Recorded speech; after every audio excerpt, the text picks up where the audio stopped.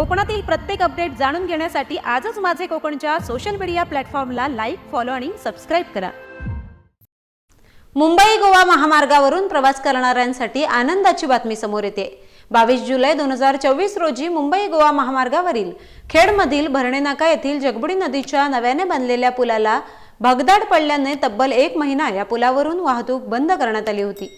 त्या पुलाच्या दुरुस्तीचे काम युद्ध पातळीवर सुरू होते। त्यानंतर आता 1 महिन्यानंतर पुलाच्या दुरुस्तीचे काम पूर्ण झाले असून रॅपिड हार्डिंग सिमेंट वापरून अखेर पुलाची दुरुस्ती करण्यात आली आहे।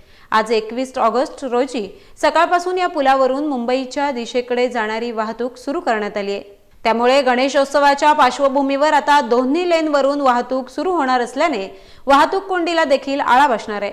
मागील तब्बल 1 महिना एकाच लेनवरून वाहतूक सुरू होती, तर एका लेनला भगदाड पडल्याने तो मार्ग वाहतुकीसाठी बंद होता।